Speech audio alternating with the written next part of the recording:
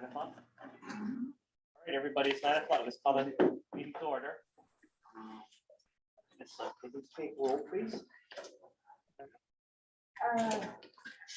So today in person is Chair Don Day, Vice Chair Gary Mackler,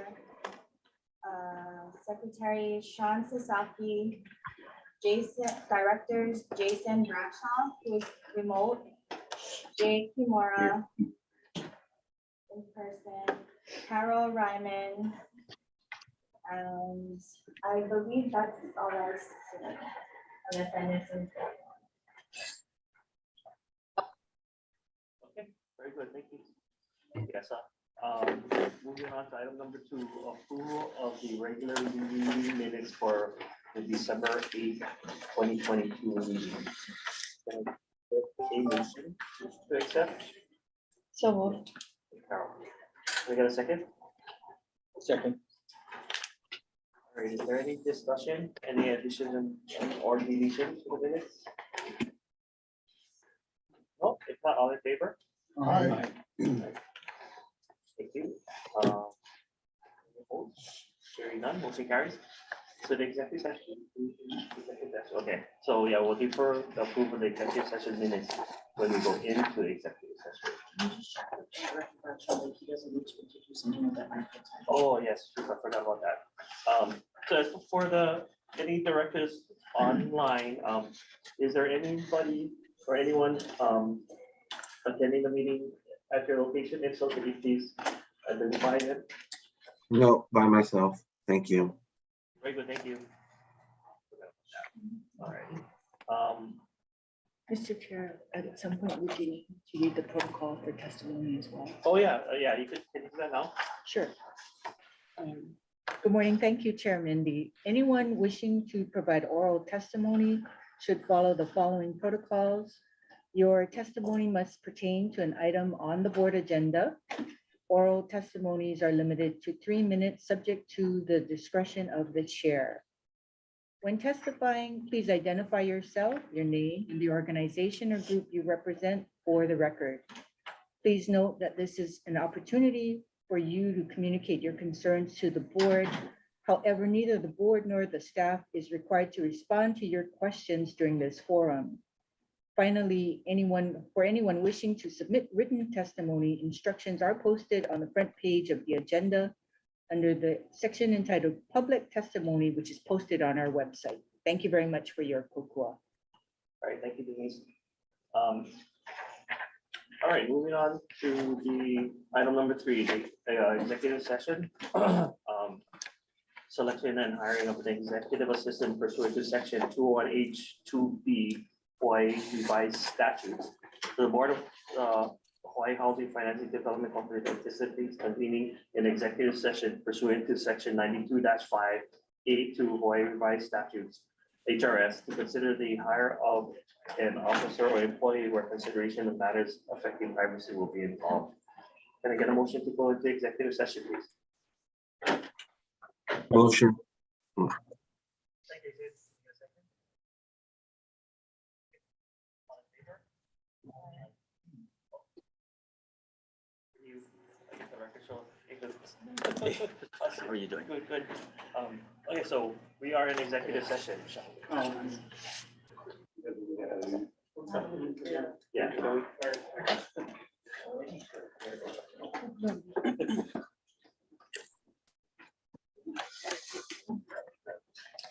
I'm only 2 minutes late. Yeah. Yeah, we're up here. I'm not that late. I gotta go see.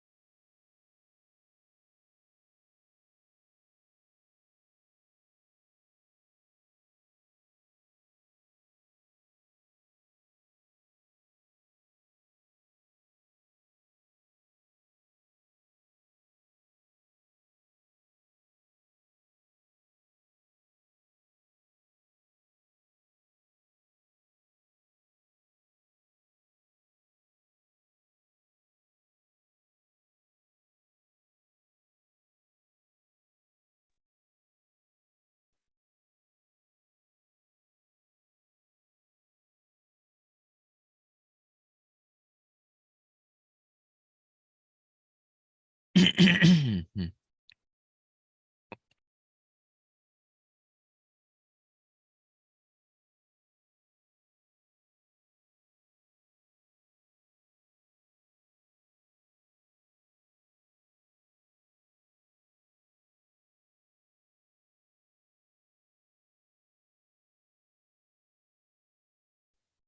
morning.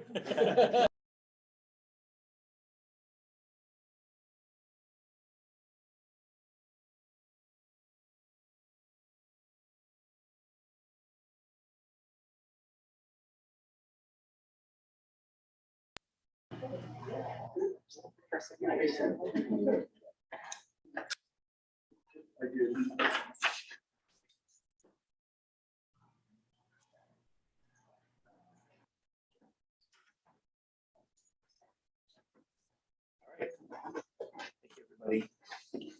We are back in regular session. Chair, may I make a motion? Sure. Coming out of the executive session, I would like to make a motion for the HHFDC to hire Mr. Delman Wan as the executive assistant for HHFDC effective tomorrow, January 13th, Friday the 13th, 2023, at a salary of $129,000. Get a second? Second. Thank you, Gary. Any discussion? I just want to say that I've worked with Delman before in different capacities, and I've found him to be an extremely, a dependable person to work with. And I can't think of any other better person for to work with Denise going forward. Thank you. Nice. If not, all in favor? Aye. Hearing none, motion carries. Thank you. All right. Congratulations. Congratulations. Or condolences, Oh. whatever. They remind me that every day. Okay, moving on to item number 4A. This is to accept the audited financial statements of the Hawaii Housing Financial Development Corporation for the fiscal year June 30th, 2022. Can I get a motion, please? I move. A second. Is there anyone that wants to submit any public testimony for this agenda item at this time? No, okay. Who's this party?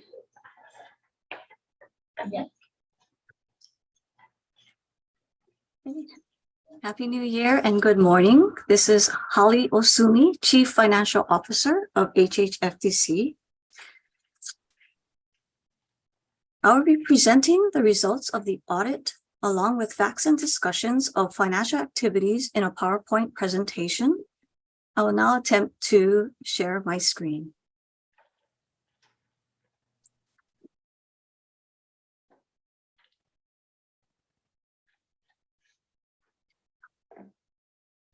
Where's my share screen?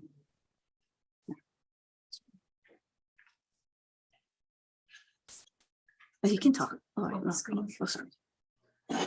Screen two on the.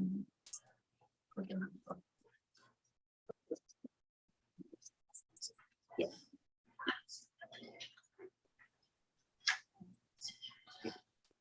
And then hit share.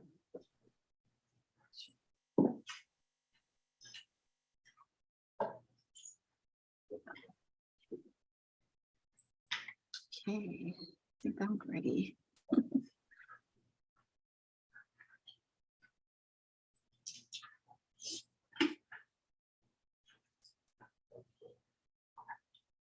The presentation is a summary of facts and discussion points prepared for the board and does not purport to be a complete representation of the audited financial statements.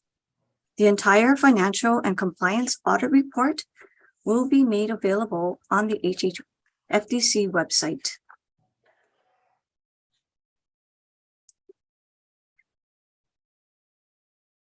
This is the agenda for the presentation.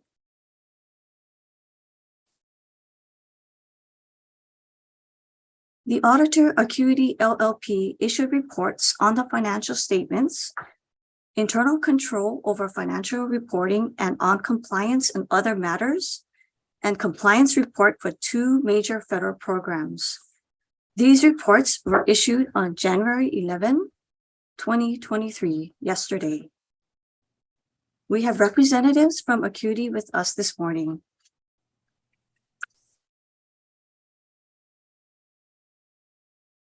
In the report of independent auditors, the auditor rendered an unmodified opinion on the audited financial statements. Therefore, the financial statements presents fairly the corporation's financial position as of June 30, 2022, changes in financial position and cash flows for the year then ended.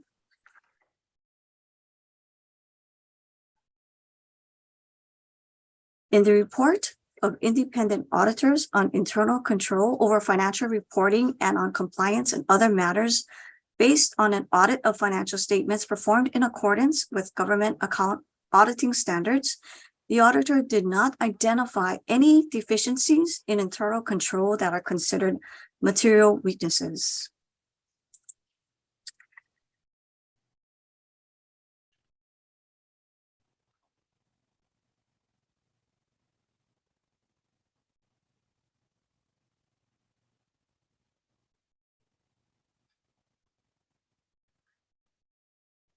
The auditor performed tests of compliance and the results of their tests disclosed no instances of non-compliance or other matters that are required to be reported for the fiscal year ended June 30, 2022.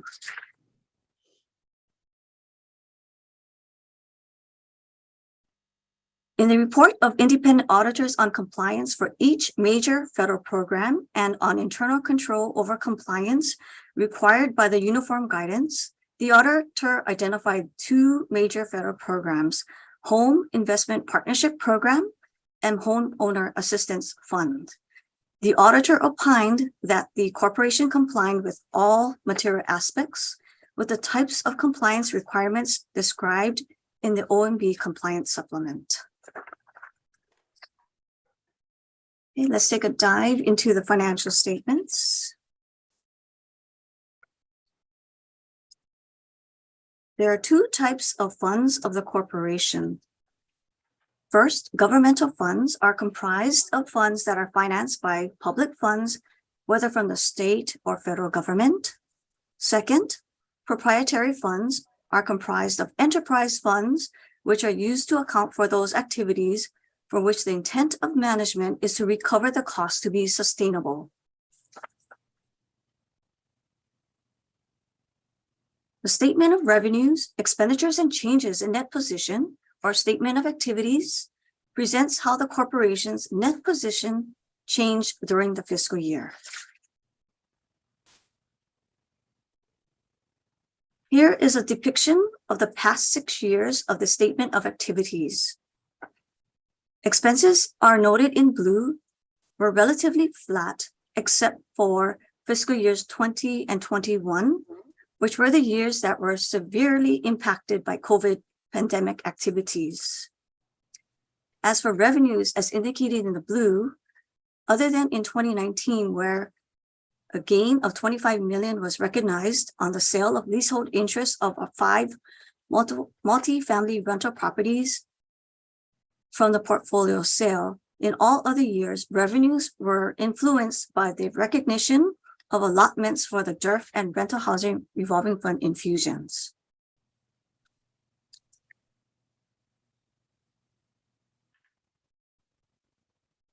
This slide shows the allotments that were recognized from 2017 to 22, which trends in parallel to the revenues in the previous slide.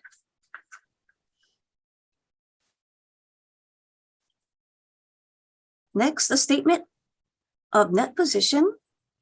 The statement of net position is a snapshot of the financial position of the corporation as of a specific date, such as June 30, the last day of the fiscal year.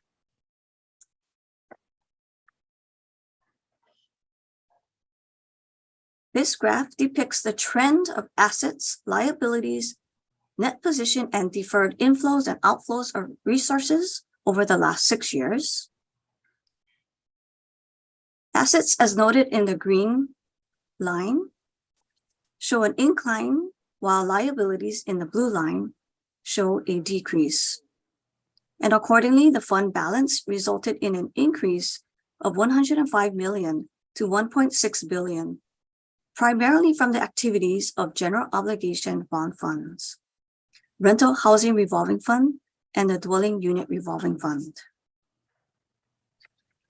Please note that the corporation does have commitments such as DERF and rental housing revolving fund loans in progress, as well as awards that are not recorded in the financial statements until they are paid. Here is a listing of the governmental fund types.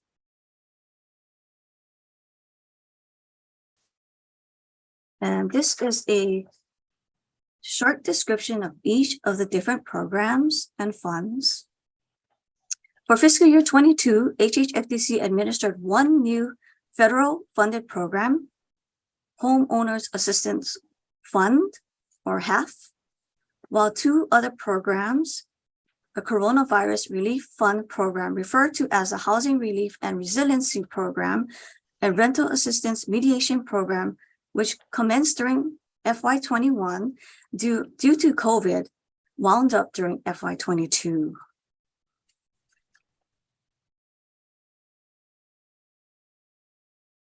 As far as for the governmental fund assets, liabilities, and fund balance, FY22, the assets and liabilities increased due to the unspent HAF program funds received, a balance of 23 million reflected in cash and due to state as a liability.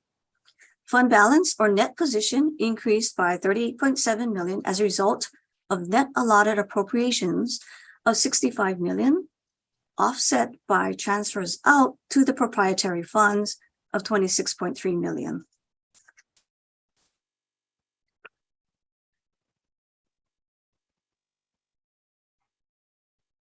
For governmental funds, revenues, and expenses, for presentation purposes, transfers in are included in revenues and transfers out are included in expenses. This slide represents the comparative governmental funds, revenues, and expenses between fiscal year 22 and 21. Fiscal year 22 decreases in revenues and expenses is due to the lower general obligation bond fund infusions and the windup of the two programs mentioned earlier.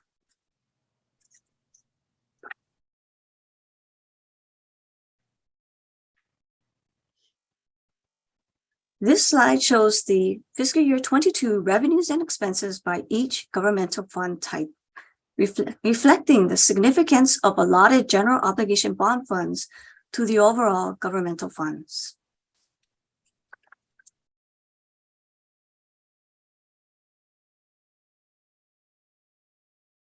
This is a listing of second type of funds in the proprietary funds. Proprietary funds are comprised of enterprise funds, which are used to account for these activities for which the intent of management is to recover, primarily through user charges, the cost of providing services to customers. These funds are to be self-sustaining by the user charges and supplemented by conveyance taxes, cash infusions of the GEO bond funds.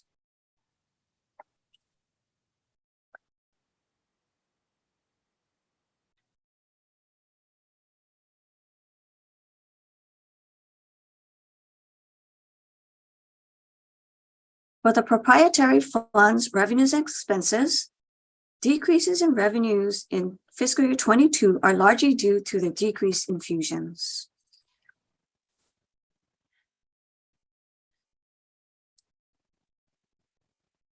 This graph depicts the fiscal year 22 revenues and expenses by proprietary funds. The rental housing revolving fund and DERF comprise a significant majority of activities in the proprietary fund. This graph depicts the assets, liabilities, and net position balances of each proprietary fund For the proprietary funds, the net positions increased by approximately 66.5 million.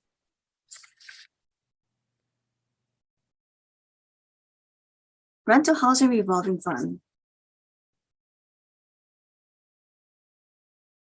Rental housing revolving fund is the largest of the proprietary funds.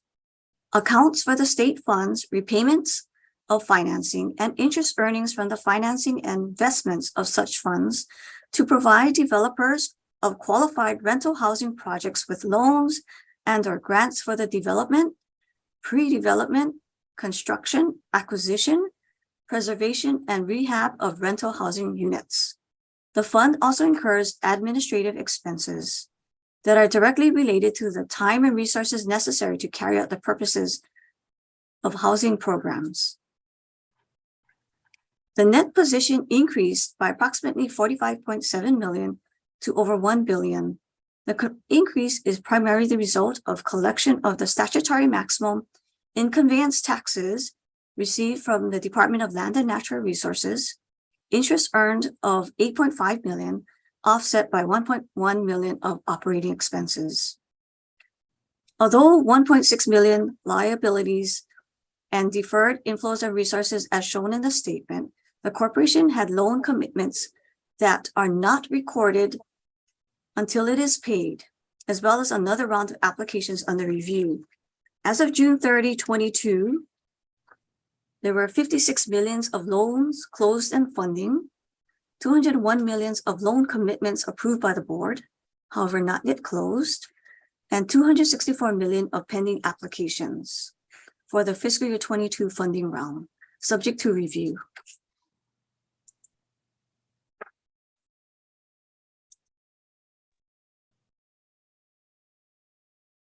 For rental housing revolving fund, revenues and expenses, decreases in revenues in 22 were primarily due to the decrease in transfers in from the GEO bond fund, whereas there are none in FY22 in comparison to 300 million in FY21.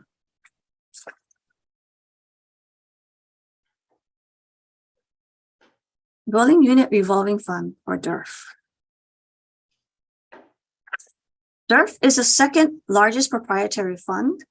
Net position increased by 21 million to 446 million. This fund accounts for state funds used for acquiring, developing, selling, leasing, and renting residential, commercial, and industrial properties, providing mortgage and interim financing, rental income, sales proceeds, and interest earnings from the financing and investing of such funds. The increase in net position primarily due to transfers in of GEO bond funds of 25 million, interest income of 6 million, rental income of 3 million, offset by the loss on dedication of a roadway asset of 6.4 million and operating expenses of 9 million.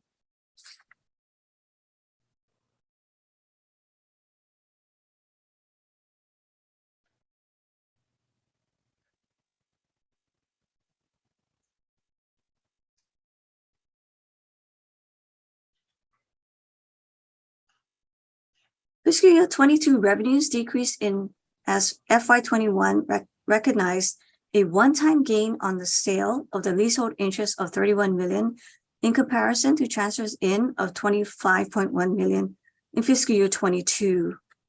Expenses decreased as most project costs were capitalized instead of expensed.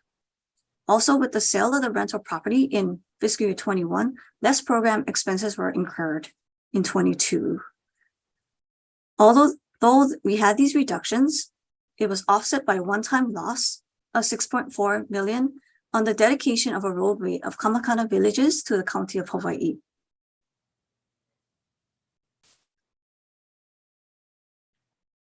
That concludes the financial aspect and discussion. Next, I would like to talk about our housing projects, and these will be featured in our annual report in more detail. In summary, these are the projects that were completed in fiscal year 22, and these were the resources as well as tools that were provided and in order for the completion of these projects. Please note that some of the awards, such as the LIHTC awards, were not yet available, although the projects were completed. The approximate units that were completed for fiscal year 22 was approximately 1,300 for a cost of 240 million in resources.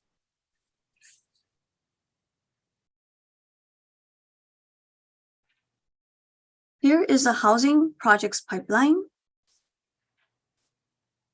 There are approximately 4,000 units that are in progress.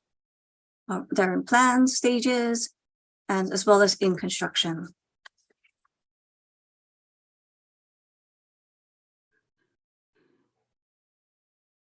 In conclusion, HHFDC staff recommends that the corporation's board of directors accept the audited financial statements of the corporation for the fiscal year ended June 30, 2022. Before taking questions, I wanted to acknowledge and thank generously the Acuity audit team on working hard and long hours to enable the report issuance as of yesterday, so that this for action and presentation could take place this morning. I'd like to introduce the team from Acuity: Don Nakamura, partner; Kim Miyoshi, principal; and Nicholas Miyamoto, manager. Do any of you have any comments? Questions from the board? No? Oh, wait, I do. No? So, sorry, Yes. first day, so we have plenty of questions. Holly, a quick question, and maybe this question is for Acuity, and I'm trying to remember. Implementation of GASB 87, recognition of leases, was HHFDC impacted? I would say yes, we do have approximately 600 leases, which GASB 87 speaks to. We did do a thorough evaluation of all 600 leases, and we identified approximately 13 leases that were subject to GASB 87, but those amounts were deemed immaterial, so we did not record those. Okay, so it was deemed immaterial and not recognized in the financial statement. That is correct. Okay, thank you. Comment? Huh? I'll make a comment. Oh, yeah, sure. Holly, just want to extend a thanks to you and your finance team, as well as the other HHFDC staff that deal with the programmatic and regulatory compliance for the various programs that are administered by the corporation. I think the results of the audit show that you have a year-round level of diligence that you and the team put forward to produce a very successful result. So thank you. Thank you. I do appreciate my fiscal staff for their hard work and strong integrity and compassion throughout the year. Also to all of the employees of the agency who had adhered to our established accounting procedures and policies, which contributed to the clean report with no findings. So really is a thank you to everyone.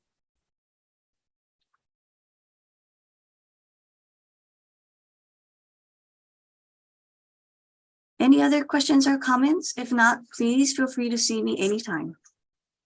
And again, the report will be available on the HHFDC website. So please look forward to that along with our annual report. Chair, I'd just like to add to those comments that I really want to recognize Holly and her team. They've been living here for the past several months. I hope that Holly, you and your team can get some decent sleep now. Thank you for all your hard work. You guys really worked hard at this. For the 1.5 is a 1.6 billion that we handled, to have no findings is a huge achievement. So thank you very much. Thank you. So there's a motion to accept. I guess if there's any other discussion, if not, all in favor? Any opposed? What was the Hearing none, motion carries. Thank you. Thank you, Holly. Thank you. All right, moving on to item 4B. This is to approve an extension to resolution 129, which provides for official intent with respect to the issues of the multi-tax and revenue bond for Halaman U2 project of Oahu, JK 199-003-20026 Portugal.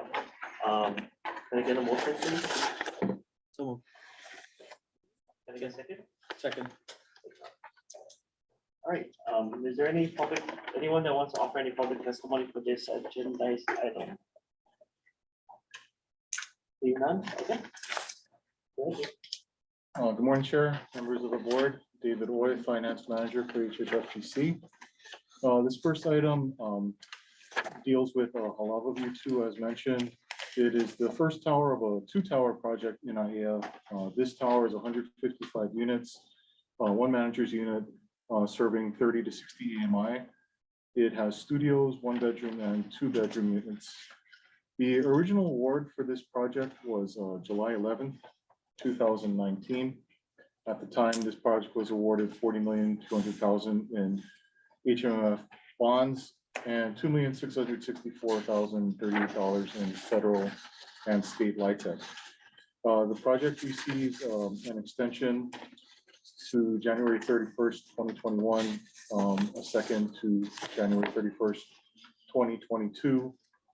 And on December 12th of 2022, the project submitted a request to extend the issuance of bonds to July 1st, 2023.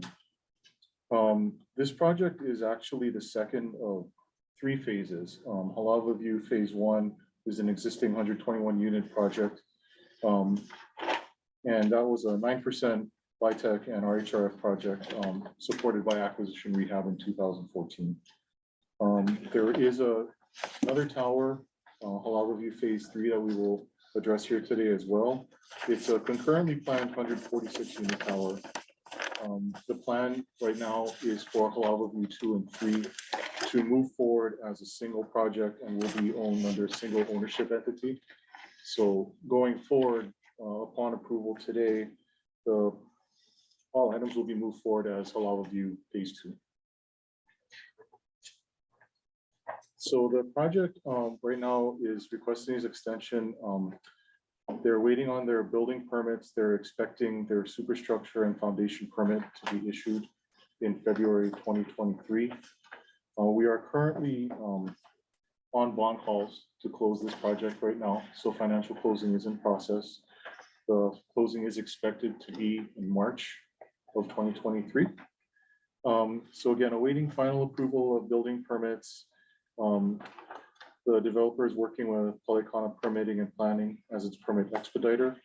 Staff has received and continues to receive weekly status updates in addition to the bond calls on status of these items.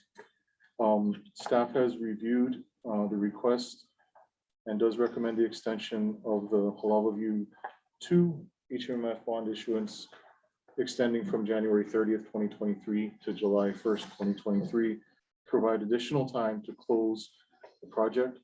The developer is here to answer any questions that the board may have.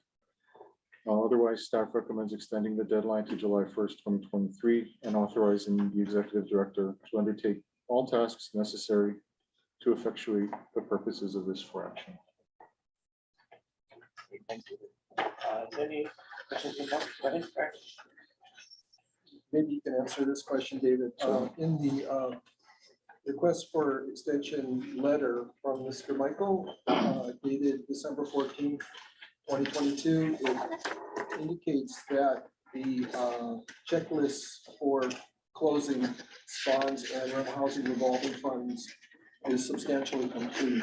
So is there anything aside from the final permit that you mentioned, are there any other requirements to meet before you can move into that closing phase?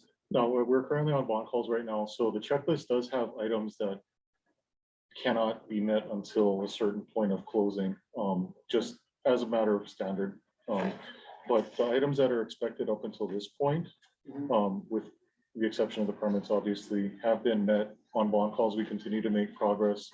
The draft documents for the RHRF loan and for the bonds are in process right now as well, and will be subject to review. Okay.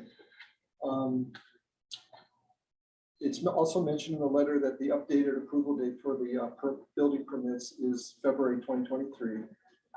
Given that this project has received 3 one-year time extensions, would you be amenable to modifying your recommendation to shorten the extension to, let's say, April 13th, which would be the day after the regularly scheduled board meeting for HHFDC in April, so that we could reassess the status of this project rather than waiting or allowing it to go till July 1st? Yeah, staff is currently targeting a closing date of hopefully the end of March, which is what I believe the developer wants to meet as well. April 13th should be a doable date, but I think the development team is here. So if they want to weigh in on that as well. Good morning. Yeah, I'm David Michael from Pacific Development, and I have our partner here, Sharon G. from Hunt Development, who's partnering with us on this deal. We don't anticipate we will need till July or June to close this. We plan on closing much sooner. I think we can pretty much meet the April 13th date, maybe April 30th would be better, but we're planning to close by the end of March anyway.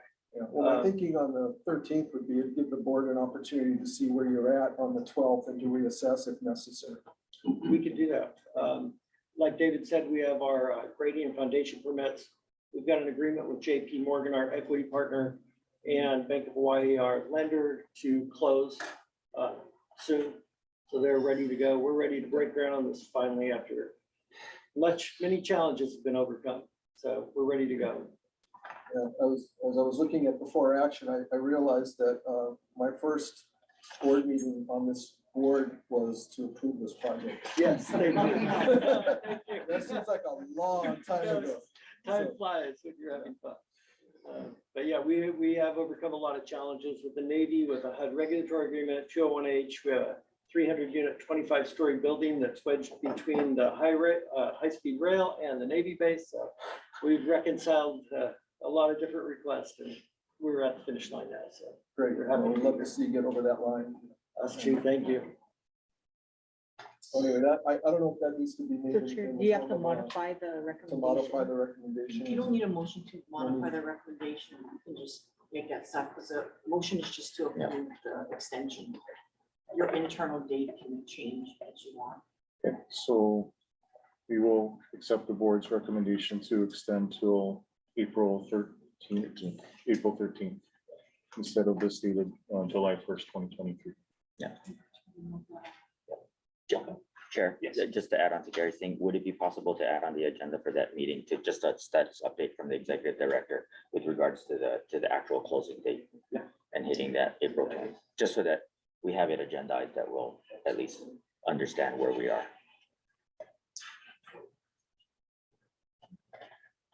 Okay.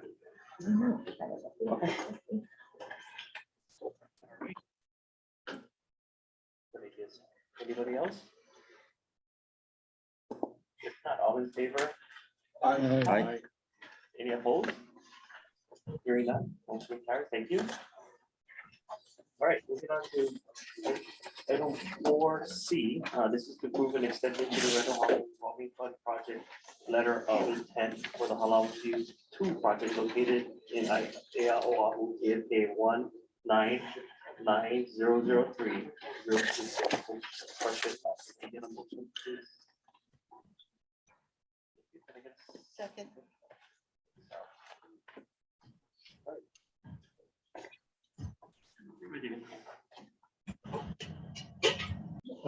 Thank you. So this is the corresponding RHRF loan for the project Halal View 2. So project details remain the same, again approved on July 11th, 2019. The approved loan amount for rental housing revolving fund, $21,300,000.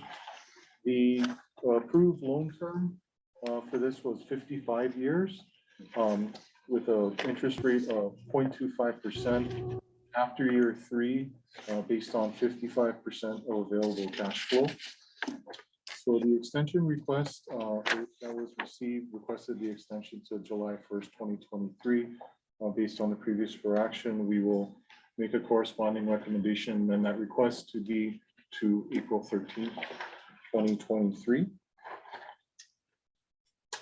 Staff has reviewed and requests and recommends the extension from January 30th, 2023 to April 13th, 2023 to provide the project additional time to close the RHRF loan and to meet the requirements of the letter of intent.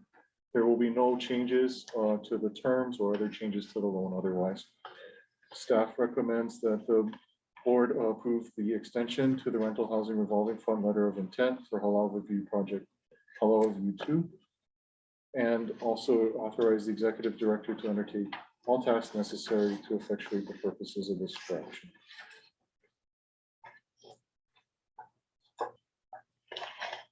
All right, thanks, David. Sorry, I forgot to ask if there's any public testimony that wants to be offered on this agendized item at this time. None, okay. Or is there any comments or questions from the board? If not, all in favor? Aye. Hearing none, all right. All right, thank you. All right, moving on to item number 4D. This is to approve an extension to resolution number 130, which provides an official intent with respect to the issuance of Hudome multifamily tax revenue bonds for the Halal Review 3 project located in IAL Oahu KMK 199003026 portion of. Can I get a motion? So Second. Oh, thank you. Does anyone want for the public want to offer any testimony at this time on this? No, okay, go ahead, David. Thank you. This is the second tower, also known as Halal View 3. Again, as I previously mentioned, both towers will be consolidated into one project for Halal View Phase 2. So all the terms and approvals are going to basically apply the same as the previous project. Originally, I want to give some background that when this project was originally approved, it was 2 and 3, but it was all the resolutions were contemplated for it to eventually become one project at some point. So this second tower is 145 units with 1 manager unit comprised of studio, 1, 2, and 4 bedroom units, serving residents 30 to 60 AMI. Again, the timeline will follow the same as that of Halal View 2. Project was originally awarded July 11, 2019. It was awarded up to 40 million in Hudome multifamily tax exempt revenue bonds and $2,590,963 in annual federal and state LIHTC. Again, this project has received previous extensions of 1 year. This third extension will be amended. Requested was originally through July 1st, 2023. We will amend that request to correspond with that of Halal View 2 to a request through April 13th, 2023. So again, this is the third of 3 phases, the second tower. So the project schedule and permits and all necessary items, thresholds to closing are the same as they were in Halal View 2. Again, bond calls are in process. Closing documents are being drafted and circulated. So anticipating final permits in February 2023, targeting closing for March 2023. Staff has reviewed the request and recommends the extension of the issuance of Hudome multifamily revenue bonds from January 30th, 2023 to April 13th, 2023. And recommends to authorize the executive director to undertake all tasks necessary to effectuate the purposes of this project. All right, thank you.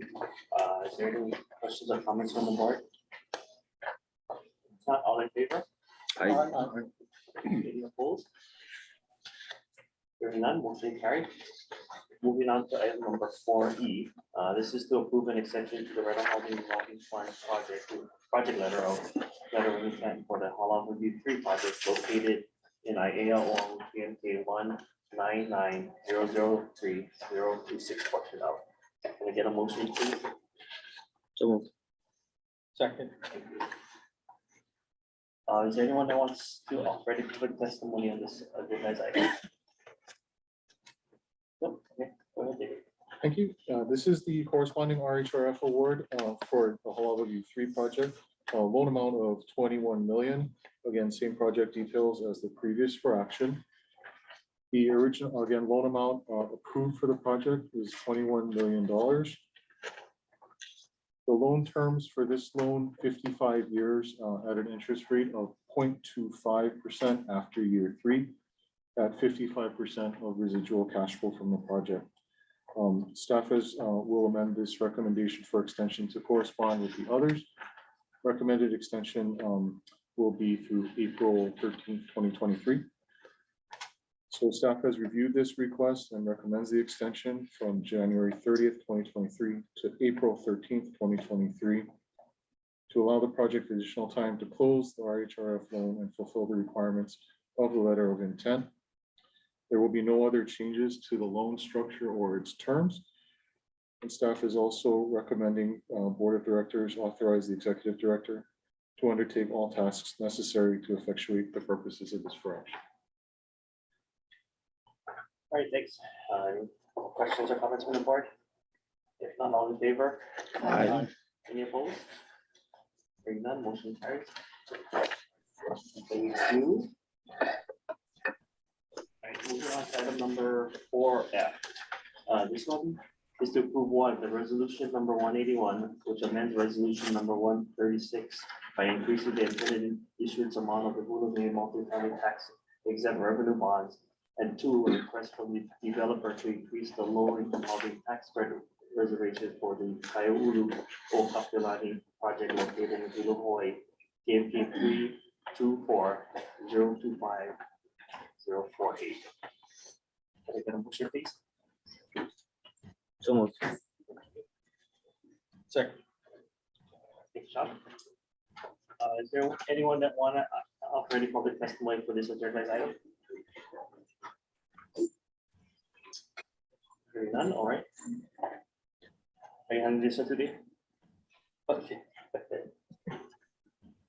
Okay, thank you.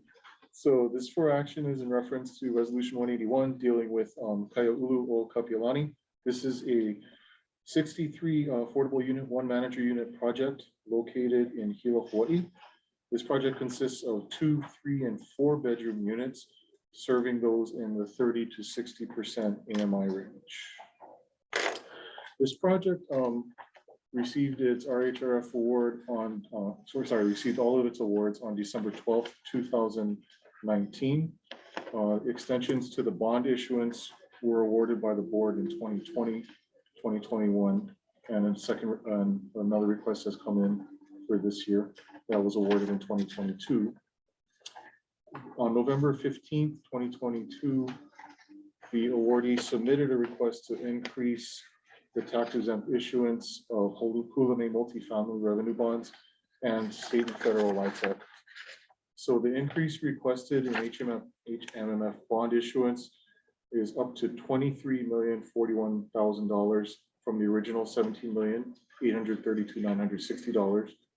The requested increase in annual federal and state LIHTC is up to $2,361,268 from the original $1,307,553,000.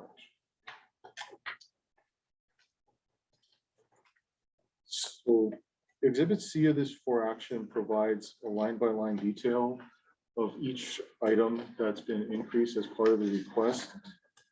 The developer has attributed the increases to the rising development costs, inflation, and the changes in the County of Hawaii's permitting system.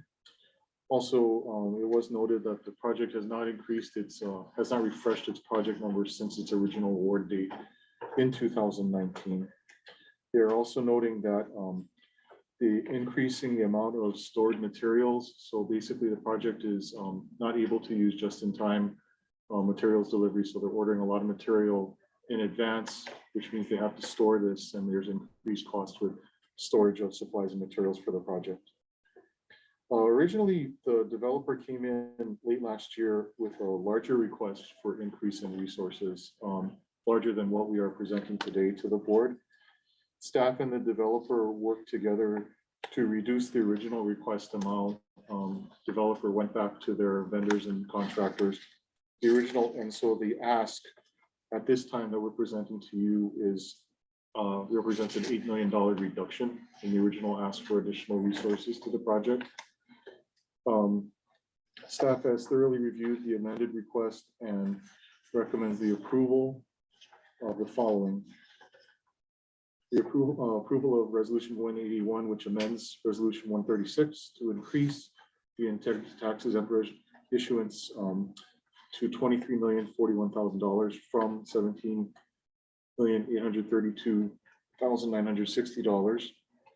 All the other terms of the original resolution 136 related to the issuance of tax exempt bonds remain, and authorize the executive director to undertake all necessary actions to effectuate the purposes of this for action, and also, pardon me, increase the annual federal and state LIHTC award to $2,361,268. The developer is present today remotely to answer any questions by the board at this time. Thank you. Are there any questions, comments from the board? So David, the Yes. increases in the Hulame and the light, it represents what, 30% increase from the original amount? Believe so. Around there. Yeah, just around 30%. And again, we did work with them. We did ask the developer to go back to their contractor, rework some of their numbers, make sure they can hold other numbers, and the developer did take a reduction in their developer fee as well. So we did work with them on this request, which is why we didn't bring it sooner to the board.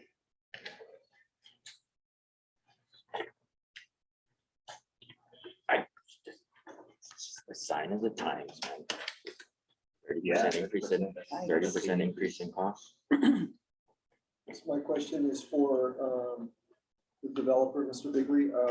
This is regarding the building permit issuance, which is noted as anticipated in February of this year. Yes.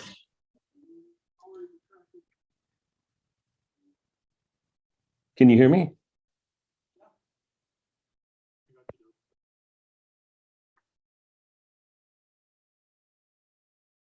Hello?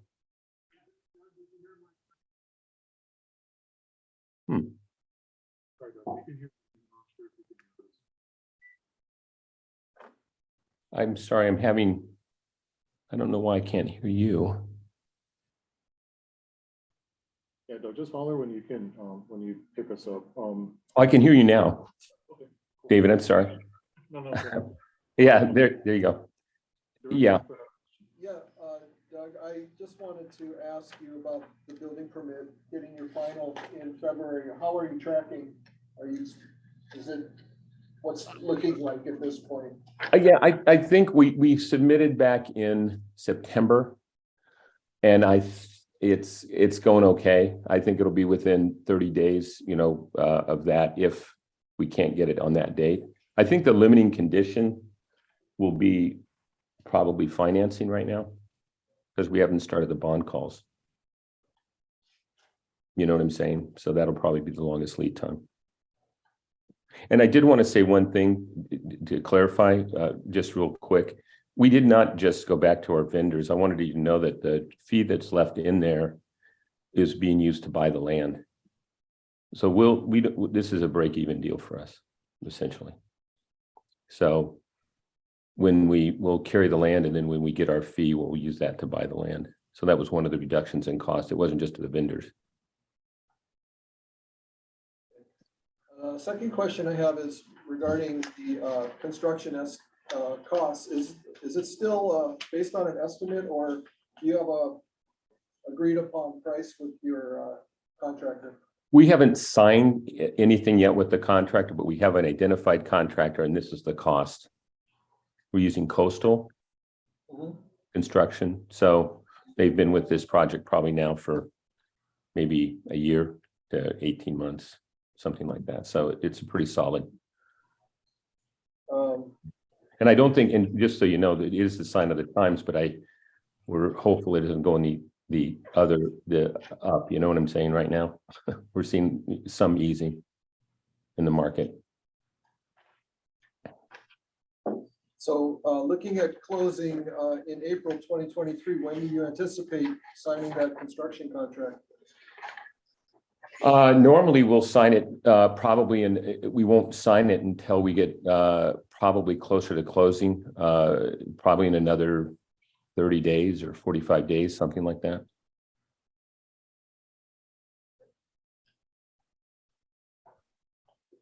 Thank you. Hey, just one more question. I know I kind of answered it, but you're pretty confident of the new revised prices that the contract is giving you? Yeah, I'm pretty confident in that, mainly because the market's been kind of I hate to even use this term, I'm going to use it one time only. It's been a little bit stable now for probably the last, I would say 45 days to 60 days. It's been, even lumber's been kind of popping around. Lumber just went under 400 for 1,000 board feet, and it's been kind of hanging right there. So I don't see anything on the horizon that would lead me to believe, knock on wood, that we're going to see that uptick, right? I don't see it getting dramatically better, but we are reaching a kind of gosh, I even hate to use it, kind of a natural floor. So I think we're going to be okay through the period of closing. But contractors still won't hold. To answer the last question on signing contractors, contractors do not want to hold anymore. I can't, even if I sign that contract, that contractor will not hold throughout this term until we close. That is, I have yet to find that as an option anymore. So they will, if we get out there 30 days, that would be good. You know, we're lucky if we get 30 days for them to hold the price. They're just not going to do it. So typically on the bond calls, staff uses permits as a threshold to go back with the developer and lender to start scheduling bond calls, and we proceed accordingly at that time. What Doug is saying, yes, is correct. You know, the construction contract is usually, that's one of our checklist thresholds during the closing period. And of course, we need that to make sure all costs are holding before closing. So it has been typical lately that the construction contracts, while we do, you know, push the developers to get it signed as soon as possible, we often do not see it signed until we already have commenced bond calls. Anybody else? All right, all in favor? Aye. Aye. Any opposed? Hearing none, okay, motion carries. All right, thank you. Moving on to item number 4G. This is to approve an extension to the rental housing revolving fund letter of intent for the Hale-Veliko Highlands project located in Aya along KMK 199078006. Can I get a motion, please? Second. All right. Thank you. Is there anyone that want to offer any public testimony on this agenda item? No, all right. Thank you. This is the Hale-Veliko Highlands elderly project. 139 affordable units in one manager's unit located in Aiyaho'i on Oahu. This project has studio and 1-bedroom units. The project was originally approved on July 8th, 2021, had an amended expiration date for closing of April 29th, 2022. RHF was extended through January 30th, 2023, and a subsequent request has come in from the developer to extend through April 30th, 2023. At the time of award, the project received an RHRF award of $23,792,353. The loan terms were 57 years, 0.25% interest after year 3 at 80% residual cash flow. The project has gotten its DCAV approval in July 2022. Encroachment agreements for the property and the adjacent lots were executed and recorded June 2022. And the building permit applications were submitted to DPP in April 2022. The project anticipates receiving its permits in late 2023. Anticipates late Q1 2023, excuse me, anticipates closing its loan in Q2 2023 and starting construction in Q2 2023. Staff recommends that the deadline for the RHRF loan be extended from January 30th, 2023. And sorry, I have to make a correction right now on the floor. I apologize. So item G in section 2 on page 4, item G, the recommended extension date right now on this says July 8th, 2023. It should be April 30th, 2023 to match the request noted on page 2. So again, request for extension, the new deadline requested will be April 30th, 2023.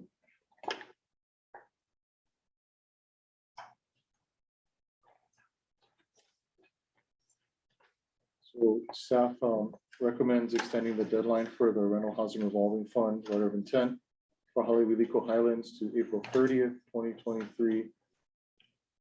Subject to all the requirements set forth in for action from July 8th, 2021. There will be no other changes to the loan term or loan amount at this time, and authorize the executive director to undertake all tasks necessary to effectuate the purposes of this for action. Developer is present here at the meeting today to answer any questions on the project. Thanks, Stephen. Any questions, comments from the board?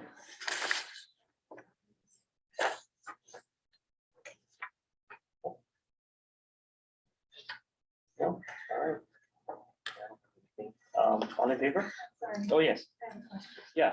Can I just clarify, David, the revised deadline you mentioned is not July 8th, 2023, but April? April, I thought it was to coincide with the kind of own deadline. we're gonna have it coincide. The recommendation is to July, April 30th, 2022. So ahead of the bond deadline? Yes, at this time.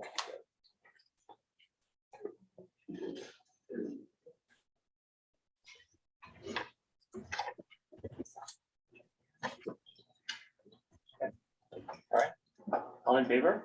Aye. Any opposed? Hearing none, motion carries. Thank you. Moving on to item 4H. Move an extension to the rental housing revolving fund letter of intent for the Hocking Holly project located in Honolulu, Oahu, KFK 117003001. Can I get a motion, please? So moved. Second. Second. Yeah. Sorry. You gotta find your person, your motion person. Everybody is sick. Want to offer any public testimony on this agenda item? No? Okay. Thank you. So this is to request extension to the RHRF loan for the Hocking Holly project. This is a 39 affordable unit, one manager unit project. That's existing building not used for housing in downtown Honolulu. This building will have studios, 1 bedroom and 2 bedroom units. Anticipated date of project completion is right now going to be Q3 2024. The original project was approved and awarded on July 8th, 2021. Has received 2 extensions. Is receiving an extension, excuse me, to January 30th, 2023. And they are requesting an extension through July 1st, 2023. The terms of the loan are 57 years, 0.25 interest, percent interest after year 2, that's 75% of cash flow. The requested RHRF loan, $12,350,000. The request to extend was received on December 13th, 2022. So the project has secured its financing from the city and county's affordable housing fund. Staff has consulted with the project and confirmed that the 10% test requirement per the IRS was met. Staff expects to receive the formal certification next week, and the construction contract is being finalized. The project anticipates obtaining its final permits Q1 2023, and Hope wants to target loan closing in Q1 2023. Again, this is a 9% project, no bonds, so it is just LIHTC and rental housing revolving fund. Project received its DCAB approval on June 1st, and on October 28, 2022, the Chinatown Special District approval was received. The another item of note is on October 7th, 2022, the IRS issued a notice 2022-52 that stated that any project that originally had a place in service deadline of December 31st, 22 would now have a place in service deadline of December 31st, 2024. Staff has reviewed the request and is recommending an extension of our HRF loan from January 30th, 2023 to July 1st, 2023 to provide the project with additional time to close the RHRF loan and to authorize the executive director to undertake all tasks necessary to effectuate the purposes of this for action. The developer is present with us today to answer any questions from the board. Right, Eddie? Sure, it's might be for both of you, I guess. My name is Mark Hashem. I'm in my private capacity and I'm here for. Just about to call you representative. Okay, just call me Mark. Ethics tell me I should say that. I'm here in my private capacity. So with this recommendation to extend, looking at the construction timeline, identifying the loan close in the first quarter of this year, I mean, is that still possible? Yes. Or is this going to get pushed back? No, well, we've already signed our construction contract. The contractor's already teed up and ready to go. We've already signed, we already closed on our construction financing. We acquired the building for $6.9 million in December 29. There's two Thursdays ago. So that's how we met the 10% test. We're just, in fact, this morning I got the certification letter from Novogradac. So we're going to finalize that and get that to you probably today or tomorrow. And the reason I'm asking you that question is looking at the timeline, shows a loan closing in the first quarter, but a construction start in the third quarter, which gives you, if that were the case, gives you 1 year to meet your placed in service deadline of December 31st. And what could go wrong, right?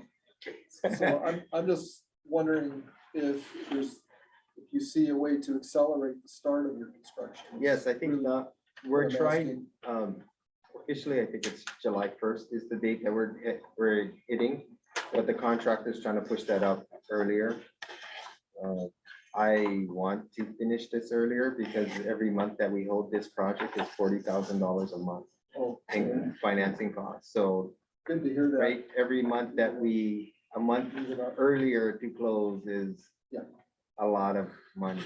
So yeah, and given that you're utilizing 9% credits, you don't have as much wiggle room. yes, yes. So okay, well, we can meet the schedule. Yes, we're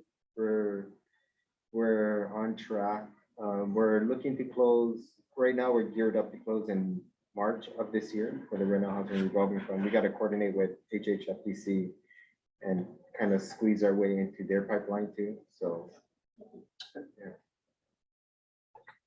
All right. Just have a hard time calling you Mark. Mark. Interesting project, right? Repurposing existing. Do you see that there's a possibility for more of these projects happening within the urban core in Chinatown region? Yes, I think we're the first project to do historic tax credits with LIHTC combination. It's a very big challenge. Ironically, the federal government moves the quickest out of all the governments here. So, That's a shock. but yeah, there's a lot of possibility to do this. I mean, it's 40 units, 40 new units, right? Yes. The hard part is the Chinatown buildings are a lot smaller. So this is one of the bigger buildings in Chinatown. So it was difficult for us to squeeze out 40 units. And also, if you look on, we didn't want to, one reason, I add this, one reason why our cost is so expensive, is so high, is because we didn't max out everything on the first floor because it wouldn't quite fit Chinatown, right? So we have all the residential units facing the back and we have all the community space facing the retail area versus, that's how we got to 40 units. Other buildings are smaller, so the unit count will be a lot less, probably about 20. But if you get to 20 units, or if you get below 40, 35 units, the cost, your closing cost is so high per unit, and it becomes detrimental at that time. It's easier to do smaller projects, like 30-unit projects, especially in the inner core. But just your closing costs, because our attorney fees, Jesus Christ, is about, it's about 75, no, it was about $100,000 in just attorney fees for closing. And that's, if you're doing a 100-unit project or you're doing a 20-unit project, it's about the same because you're going through the same document. So that's a challenge for the board going forward. And I would love to figure out a way that we could get around this, but yeah, if you want to do more stuff in Chinatown or in the urban core, we got to figure out a way how we can make the smaller projects more viable. So that way you don't have to do 100 some odd units all over the place. Thank you. Thank you. I mean, it's an interesting concept in terms of adding inventory. Yes. Well, there's a lot of vacant buildings in downtown, a ton of them. Yeah. And it's more expensive to repurpose these buildings than it is to build new. So, All right, thanks. thank you. Anybody else? All right, all in favor? Aye. Any opposed? Hearing none, motion carried. Thank you. Item number 4I, this is to approve an extension to the rental housing revolving fund letter of intent for the Hollywood Project 1 project located in DA Maui. TPN number 239002076. And again, a motion, please. So moved. Second. Anyone from the public want to provide any testimony at this time? No? All right. Thank you. This is for the extension to the rental housing revolving fund letter of intent for Hollywood BTO 1. This is an 89 affordable unit, 1 manager unit project in Kihei, Maui. Project will consist of 1, 2, and 3 bedroom units, serving those 30 to 60% AMI. The project was originally awarded July 8th, 2021. Had an amended expiration date of January 30th, 2023. Developer has requested an extension to July 8th, 2023. The project was approved for a rental housing revolving fund loan of $12,735,000. Terms of the loan were 55 years, 0.25% interest after year 2 at 60% of residual cash flow. The request to extend to July 8th is to correspond with the bond closing deadline currently in place of July 8th, 2023 for the HMMF county bonds. The request to extend was received on December 7th, 2022. Current status of the project, they are still waiting on their permits. Grading civil and vertical permits are expected in Q1 2023. They are anticipating a loan closing Q2 2023 and a construction start in Q3 2023. To this date, to this point, the project has received the amendment approval to its special management SMA area permit. It has executed the residential workforce housing agreement with the County of Maui. which should be expediting and fast tracking of permitting, which is allowed under chapter 2.96 of the Maui County Code, which is the impetus, which is the reason for the anticipated permit issuance of Q1 2023. Staff has reviewed and the request and recommends the extension from January 30th, 2023 to July 8th, 2023 for the project to close its RHRF loan and to coincide with the HMF closing date of July 8th, 2023. There will be no other changes to the terms of the loan. The developer is present remotely to answer any questions and also to authorize the executive director to undertake all tasks necessary to effectuate the purposes of this for action. All right, thanks, David. Any questions or comments on the board? No? All right, all in favor? Any opposed? None? Okay, motion carried. Thank you. Sure, you want to take a break? Yeah. 5 minute break? Okay. Good. All right. Still the same, always approving extensions to 4 years. Yeah.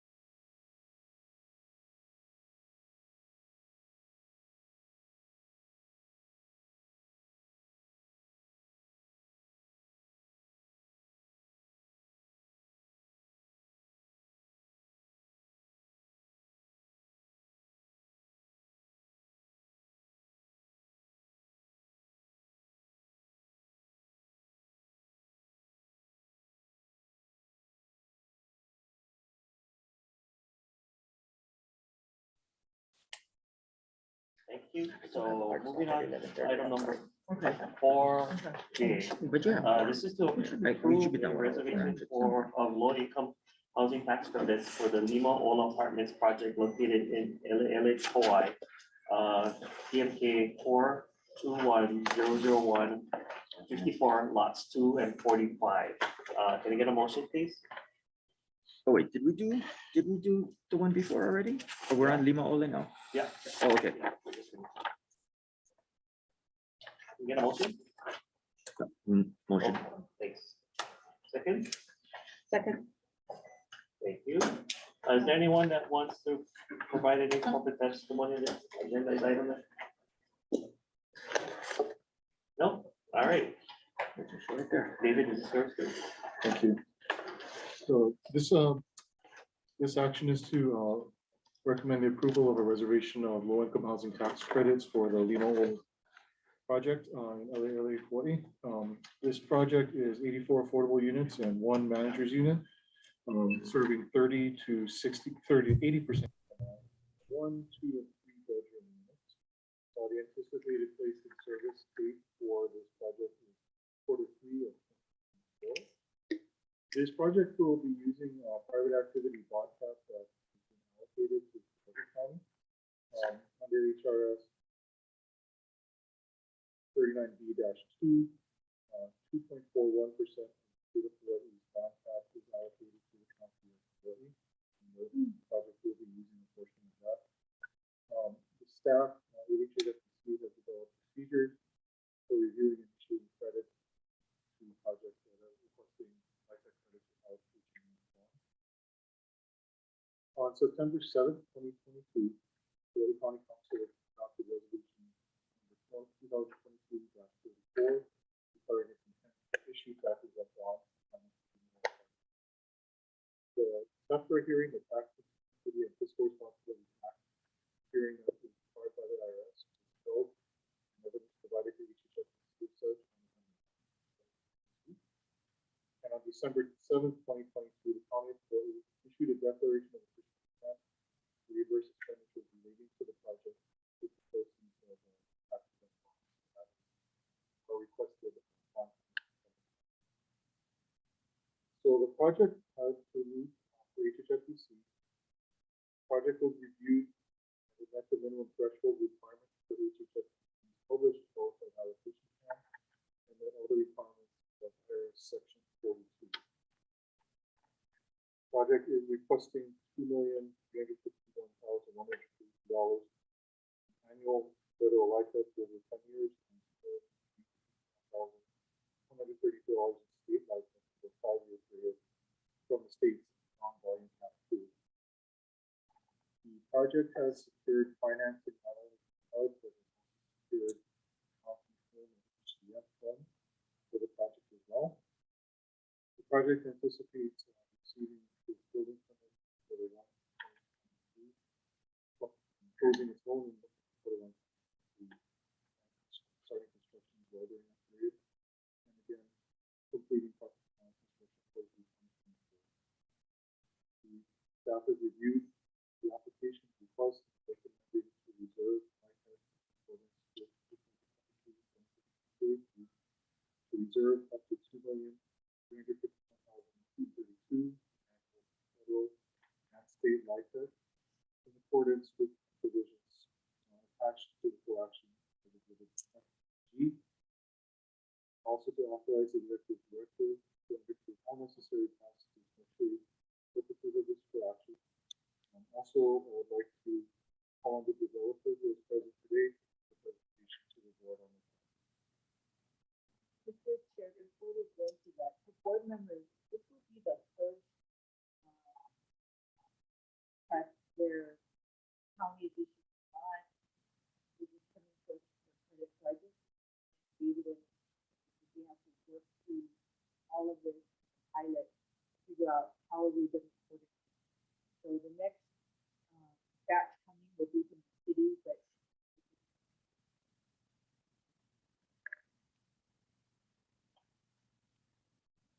I think I'm just going to sit here.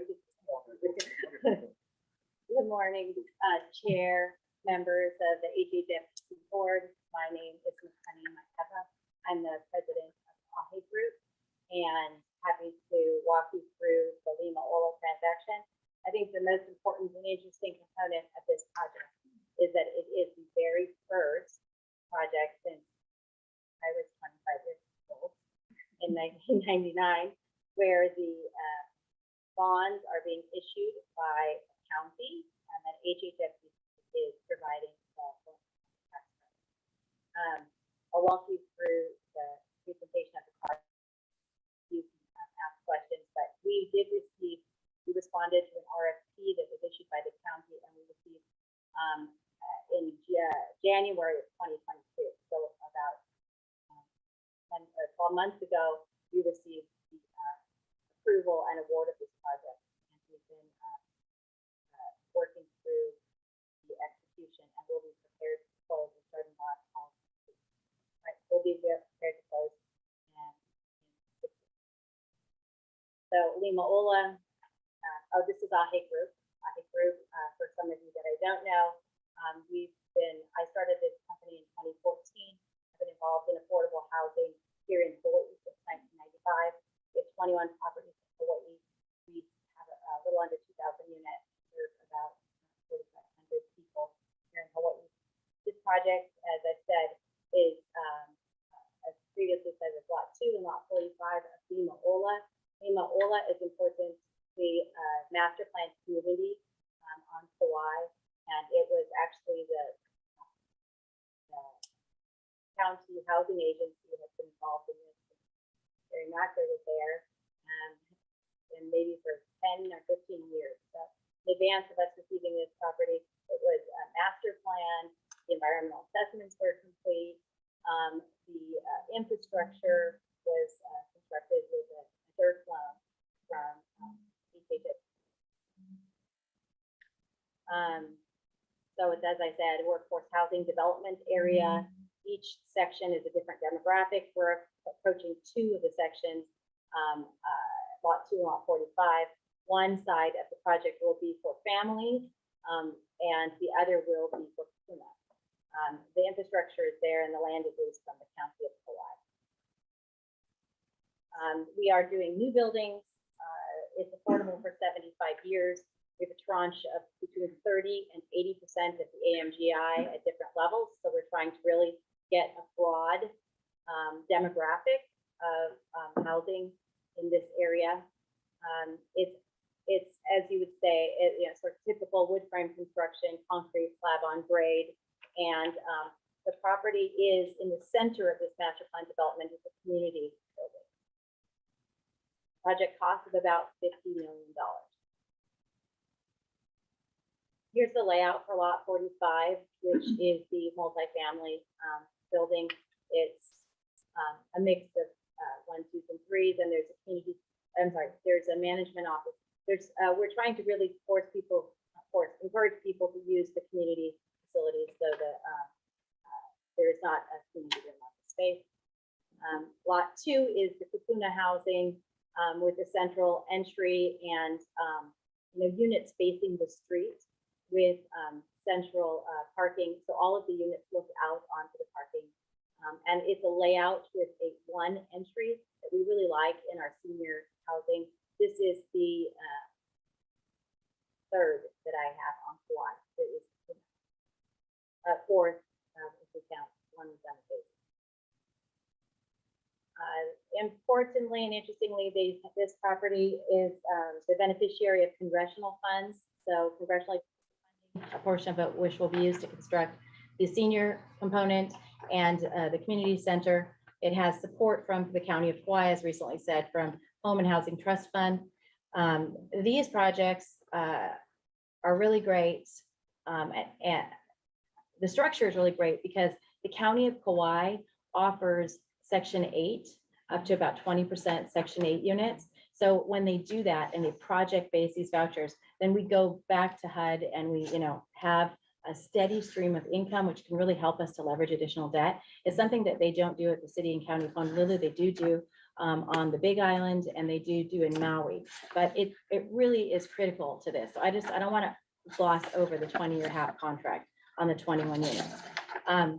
we have the next thing says grading permits. We have the grading permits. We do not have one sign off for our building permit. So actually, we're waiting. I was just texting back and forth, but the last sign off that we need on our civil comments, and then we're done.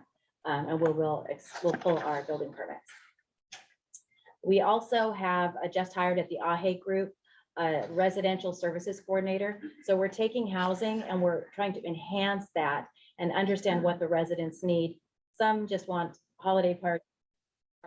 Others really want connection with healthcare and services. So, I mean, it helps us to stabilize the operations of the housing itself.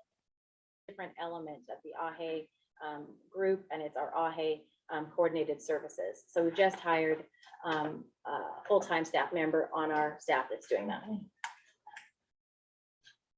I guess, you know, this is importantly the first phase of a really long master planned community that the county of Kauai started, the county housing agency, over a couple of administrations. They partnered with the state of Hawaii. They received funds from the federal government. It is new construction units. There will also be just south of us some transitional housing. There will be for sale, I think, affordable and market in the other areas. So this is the ladder of housing opportunities, and it's in a great location, and it's a part of a concerted effort. So we're so pleased to be a part. New construction units, as you said, a range of affordable housing options, and it will have LEED Platinum.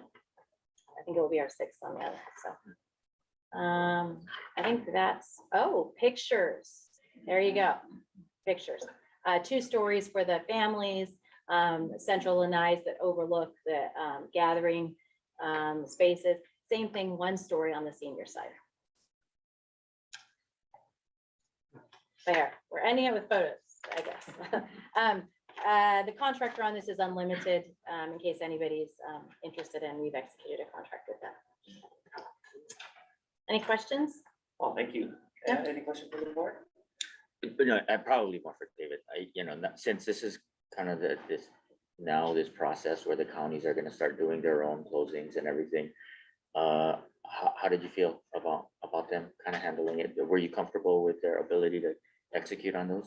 Yeah, I mean, for us, it's really, as the state remains the only LIHTC issuer, Yeah. we just have to make sure that our minimum thresholds are met and that the state is comfortable with issuing the credits Yeah. with the project. We do our review of the application. It's the same application that we always review. Yeah. We look at the whole stack, the whole feasibility of the project, and there are thresholds that we had to meet, which were those commitment letter, the resolution, the test for hearing. We compared those with other processes. I compared those with other HFAs across the nation. Mhm. That's similar to the process that they use, but this is a pilot. It's going to be an ongoing process for whatever we need to do to make it work.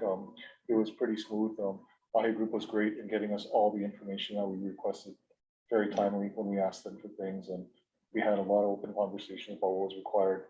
County cooperated with us as well on what we asked for. So, this was a good experience.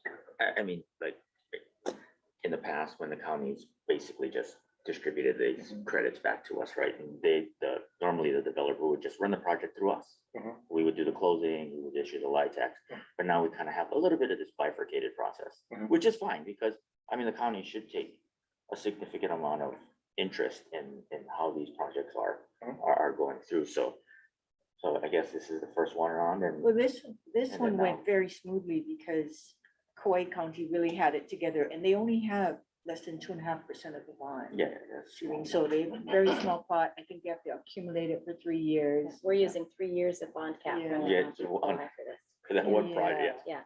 Yeah, so it's a small test, of the system. When you get to work with Honolulu, it's gonna be much different. There's gonna be competition for, almost 40% of the bond cap. So this was a good test, very organized, but for the board members, it still has to run through the same evaluation for issuing credits. Minimum thresholds have to be met.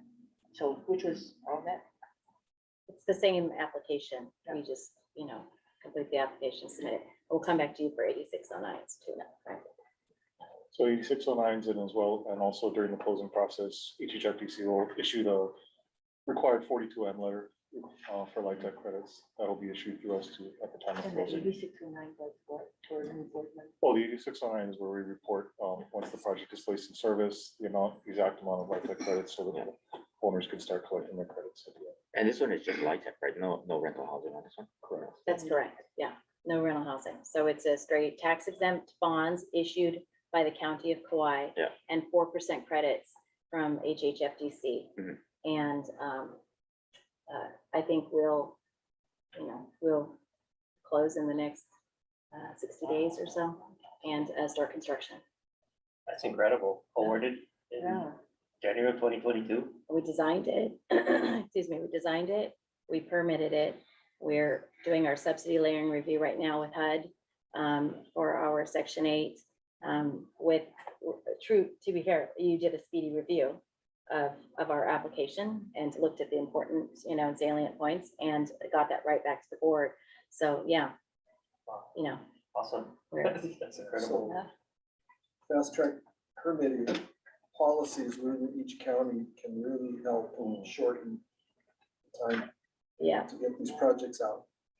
it's directed by the mayor and the heads of the agency, of each of the respective agencies, get together. We've even, when there's a big number of affordable housing projects, there's an affordable housing task force meeting on the county level where they're talking directly with the developers. What do you need? What's the next step? What's the question? It's very smooth. So the county brought it, a well-conceived project with some of the underlying already approved. They have a process for approving building permits. We've done several projects with them. They give the secondary resources, right? So it's a lot of people making incremental improvements to get the process to be really streamlined there. It's a good model. Yeah. Congratulations, Oh, yeah, well, especially persevering through several administrations. Oh. I know in Maui that would be. I'm not always that pleasant. I mean, I'm not, thank you. But, we're all just doing a little part of this. So, yeah, thank you. Is it- Mind if I ask a question? Yeah. Compliance monitoring, so is the county gonna piggyback off us? You know how that will work? I think They're that, gonna do their own? Okay. So you're gonna have to, County, it's the county's credit. Counties. Yeah. Yeah, they county's have credit. to. there are so many people checking on this and guaranteeing it. The tax credit investor also has a compliance monitoring agency, right? So they have an internal group. There's a third party outside. The bank is asking for it. We're continually being audited. The county will have theirs. We have the Home and Housing Trust Fund money, so that's being certified, and then you guys. So so you're just stacking on one more. I'm just, Okay. yeah, another person who gets, right. So there are several layers of compliance to, confirm that we are meeting all the obligations of the many programs here. But I think we were here, well, the last time I was here. I mean, it's an interesting now that the counties are going to start utilizing their bond cap. I mean, we've had discussions before on how to appropriately allocate. I mean, there was like this revolving idea of how, one county would use bond cap because you get all of these projects that are, how do you handle it, right? Because now Kauai basically has to lock up 3 years of bond cap in order to do one project, Right. right? But So- it doesn't stop them from coming to HHFDC Oh, for, yeah, for, yeah. for bonds as well and just participating in the general round, Yes, right? and but in competition with everybody else, as Right. everybody kind of does that, but with that. But if a county has a priority that they're trying to achieve and they, then this is an opportunity. And I really feel like, and I know, there are several developers who've been working on this, but, a lot of paths to get us to housing production is the most efficient, in my opinion. Other people might disagree, but I feel like the many paths to housing production, if we're just, disseminating these resources, and then we can move things along. So I feel like when people develop a program, then when the counties develop their individual programs, we really are going to see an increase in production. And White County's approach may be different than city and county, because what they did in this case is they tagged their allocation to a project-specific RFP. Yeah. So that may not be the case with the city and county. I think that's kind of the elephant in the room, because when the city and county decides to not issue or we push back their allocation, I mean, squeezes us, right? Because it prevents us the ability to issue as much bond cap, right? In terms of our QAP and what we want to do. So, I mean, it's 2%. It's 2% of the allocation. So it's a great test Yeah. case, test project, you know, getting the system in place. But there are going to be peculiarities of each individual county. Although, to Chris's question, I mean, I think that was the question that really was for David, is making sure that the guys that are issuing it on there, and then the compliance on the bonds themselves, because these are tax exempt bonds, is just making sure.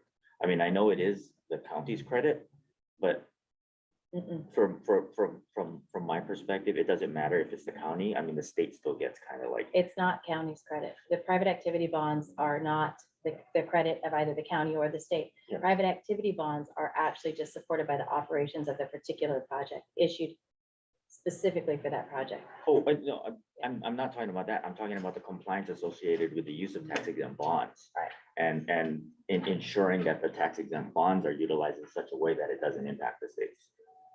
Or that in this particular case, is the compliance associated with the use of tax exempt bonds. Okay. And so in the comfort with the county finance, the department's ability to ensure compliance on those bonds going forward. I think that's. In the good old days, we did this quite a lot. Yeah. And I don't know of any situation on those bond projects. You know, we purchased some of those, you know, late 90s bond projects.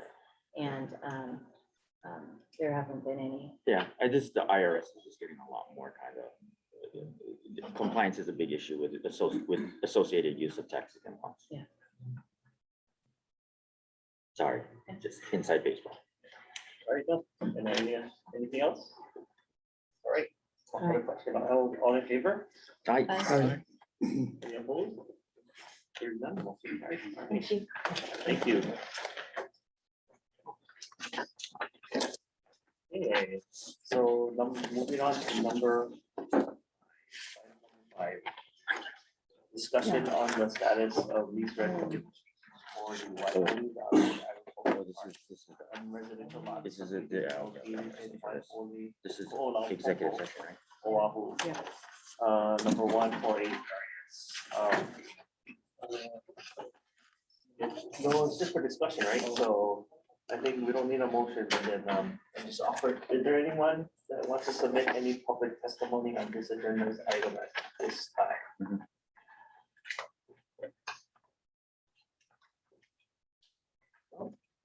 Sorry, sure, we're not going into executive session for this. What? Oh, okay, go ahead. Can you state your name for the record, and then we'll give you 3 minutes?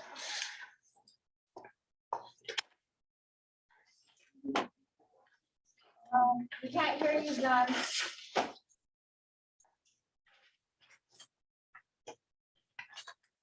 No, we still can't hear you.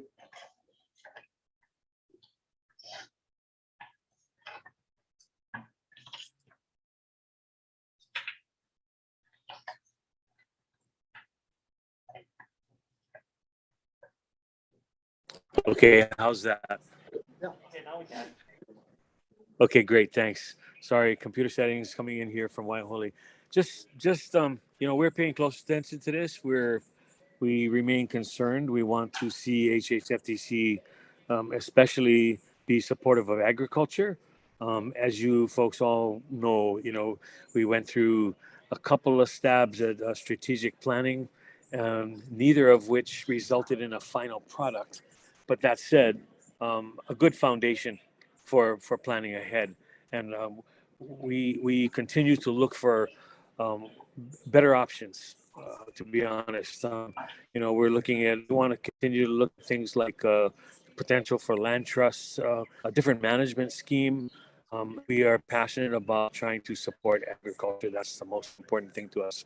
So I just want to encourage you to consider whether or not this is the track we want to go on, or whether taking a little bit of a different track.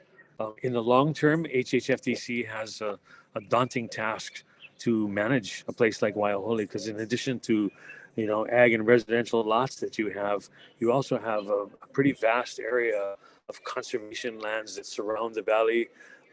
Within the valley, we're working on things like feral pig control and albesia control and so on that really impact the farmers. We'd be happy to catch you up on some of our efforts. I've spoken to Chris Woodard about this, spoken to Lee Miller about this.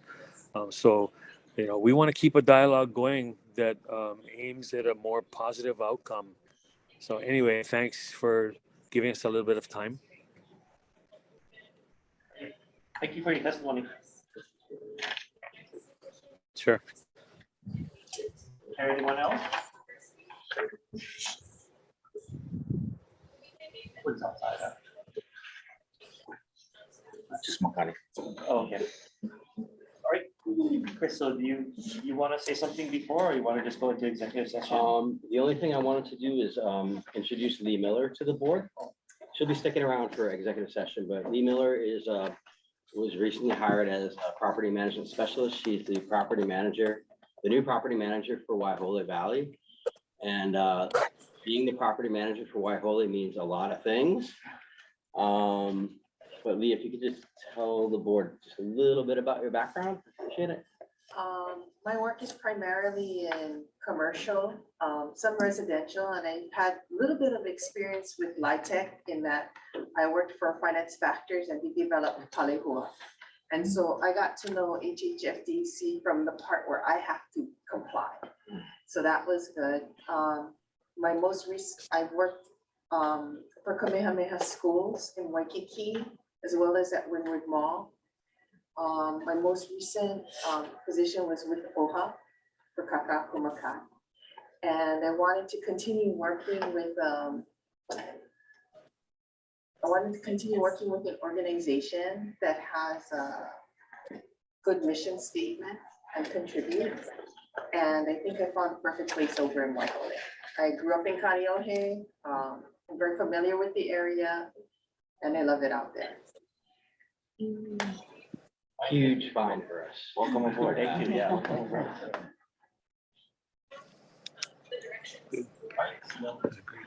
So that's all I have, Chair. Okay, so I guess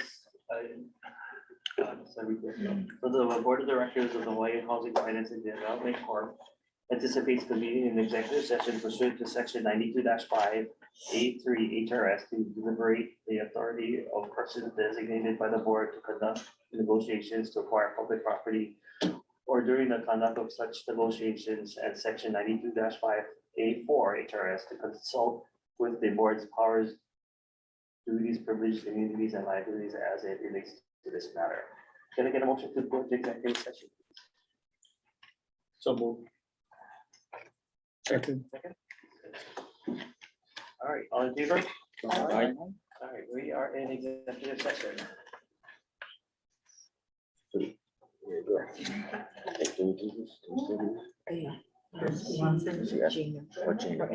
you employed by us right now? Are you employed by us now? Yeah, tomorrow. Oh,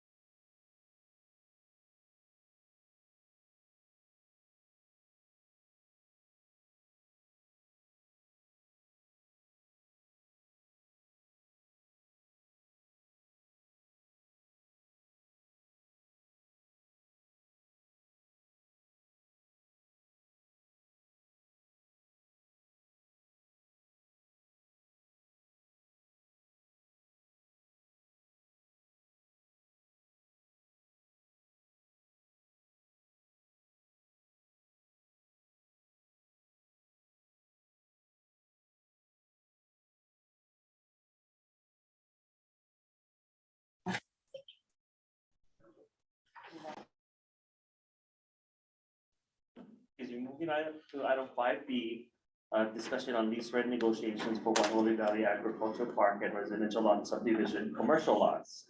109 and 110 located in Waiholi Valley, Ko'olau, Poko, Oahu, KFA 148008, parcels 21 and 22. Is there anyone that wants to give any public testimony on this agendized item?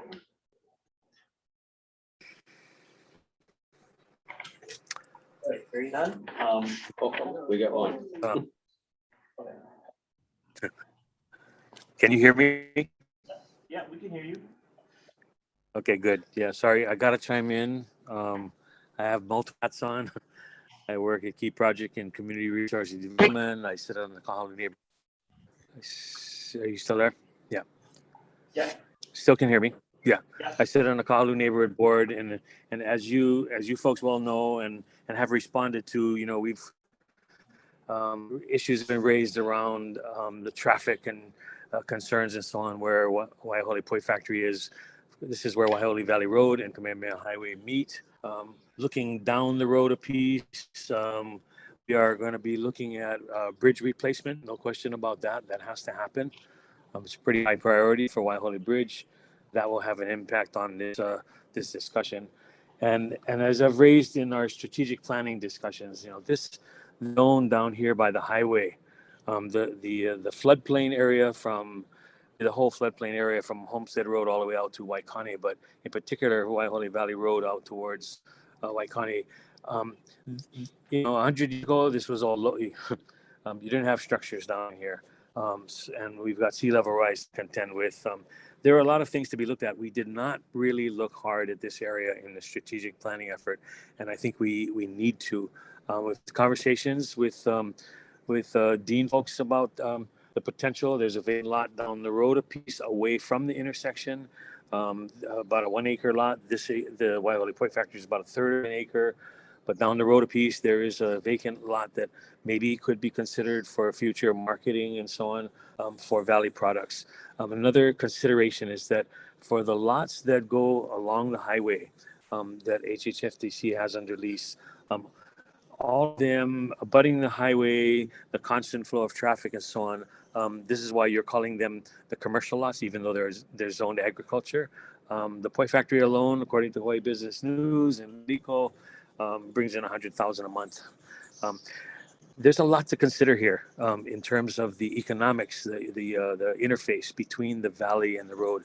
These commercial lots are essentially function as real estate. I mean, as retail sites. Somebody can drive off the road, buy a plant, buy a meal, whether it's at the Waiholi Botanicals, right across from the Poi Factory, or further down the road at where Garcias are.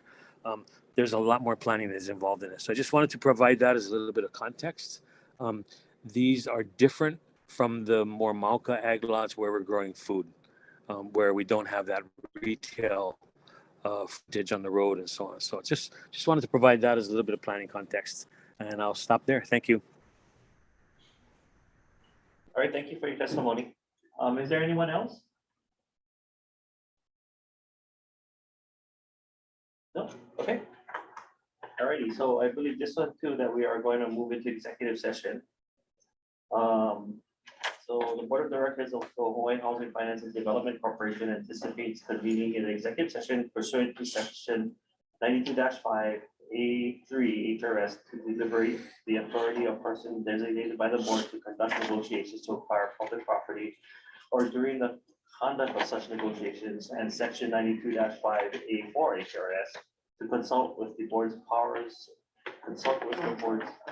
attorney regarding the powers, duties, privileges, immunities, and liabilities as it relates to this matter. Can I get a motion, please? I'll move to go into executive session. Can I get a second? Second. All right, all in favor? Aye. All right, thank you. Okay, I'm gonna take roll again.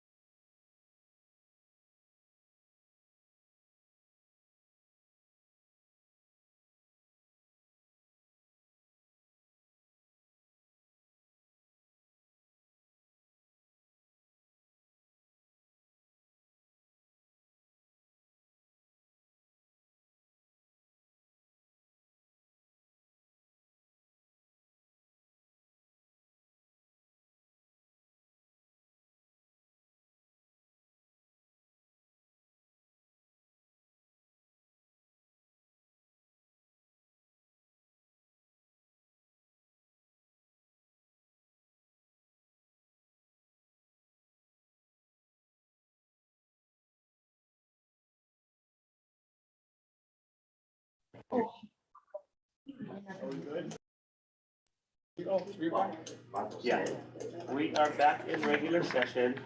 Just real quick, we had approved the minutes of the executive session of December 8th within this executive session. That's it. Okay, moving on to item number 6. Good morning and aloha, directors. Thank you so much for your patience. I know it's been a long meeting and I don't want to compete with your appetites for lunch. I just want to commend Chris and his team for all his work on Waihole.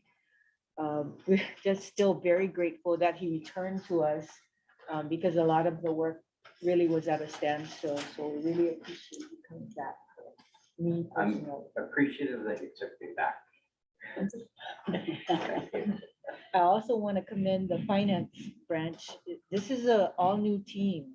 And David hasn't even been here a year. For him to be able to crank out this many projects, just keep everything flowing, and also implement a new program with the Rental Housing Revolving Funds Tier 2 in a matter of a month and a half is extraordinary. So, and I don't want to forget Holly and her team. They really practically have been living here. The audit ran late, so they really put in a lot of effort. And then development branch, we got the one RFP done and awarded. If you look around the state, to do an RFP, actually award it and get things going is extraordinary. So I want to commend my whole team. We're getting ready for budget briefing. It's starting tomorrow. I go before the money committees, and then again next week. I'm going to report on a lot of the activity, the level of activity that we've had, and then making some requests. Housing is the governor's top priority. The requests will probably be significant. We have to coordinate final numbers with Nani Maderas, the chief housing officer. But we have a lot to look forward to, and I think it's going to be another exciting year. So I'm happy to answer any questions from my report. Thank you so much for your support, board members.